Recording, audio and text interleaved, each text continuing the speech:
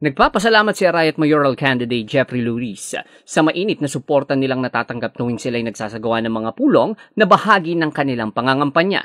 Dito ay pinahayag ng tumatakbong alkalde ang kanyang mga plataforma kung saan tututukan din ni Luis kung siya ang palarin na maging susunod na alkalde ng bayan ay ang pagtatayo ng sariling ospital ng bayan ng Arayat at ang pagpapalakas sa peace and order sa bayan. Iba't pa mag-starting kampanya min talaga ing tanggap na rin memalin na talagang ilan may papagagala, pati ako maging emotional ko, putangakit ko la, den tao na talagang suportada at mapaling pamananggap na po ken Team Luris, kan Mayor Jeff Luris, kan Vice Mayor Froilan Soriano, na kami nga, talagang akit na well-organized po kasi kampanya mi, talagang akit na po den tao, makanano la po ka sistema, at ding lalatag po pong plataforma di gobyerno, talagang itapong tuto na burida pong pakinabangan na po dito, at burida pong damdaman na po den tao po Arayat.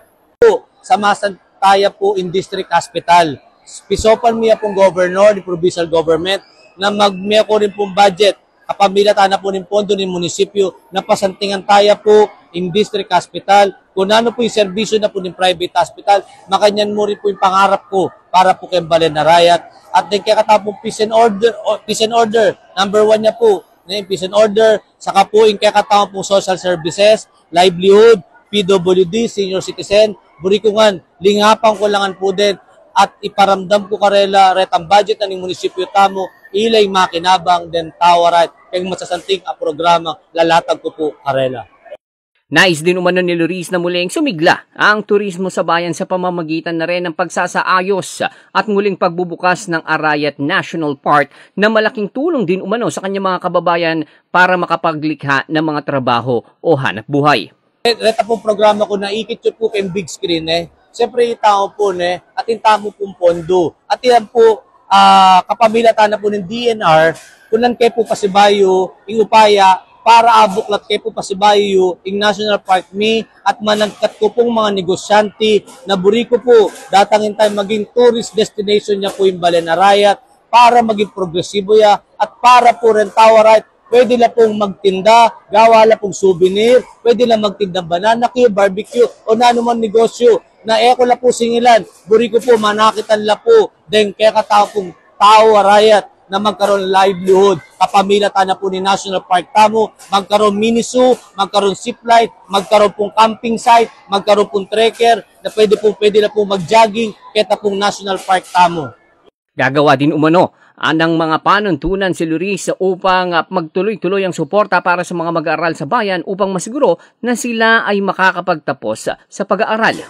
Pag ako po miluklok, ini po gawa ko po ordinansa o batas nang ini pa mo po malyari kayong Balen Arayat na ring anak po mag-aaral karing scholar tao pag administrasyon Luris po gawa kong ordinansa na kahit nino pang alkalde, kunyari pabanuanin mo yung anak, mag-graduate ni, pero dahil mayari na po yung term ko, itapong ordinasang batas ay ita, kailangan i-continuous ni, nino mang mayor lukluk po kanita, na i-continuous ni, na payari ni, yung pamag-aral, ning metong anak tamo. At dagdagan ko lang pa po, scholar tamo, allowances, at buriko, pag-aral ko lang, doktor, ininyero, agriculturist, abogado, maintong ko pong pakakalulong anak, na pag-aral na po ni munisipyo tamo, pera ni munisipyo tamo, gamitan tala po para po king edukasyon na rin anak na bisang mag-aral at biyasang alang-alala pong pera.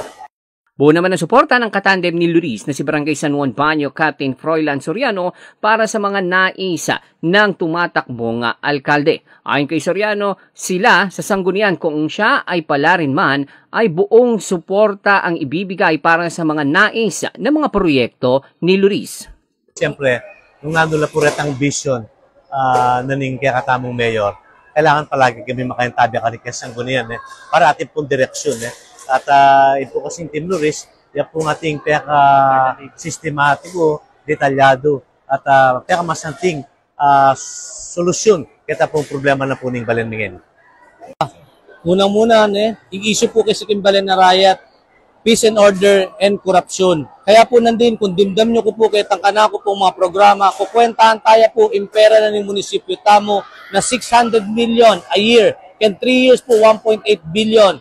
Lako tayo itang 900 million. Itang 900 million, no ko nila po milaras. Kaya burida po din tao kay Arayat, pa magbayo, burida po dissenting, pa manungkulan, edukadong alkalde, alkadeng apag maragulda po den tawarayat na ating pang pangarap at mamye pong pag-asa para po kembalen arayat.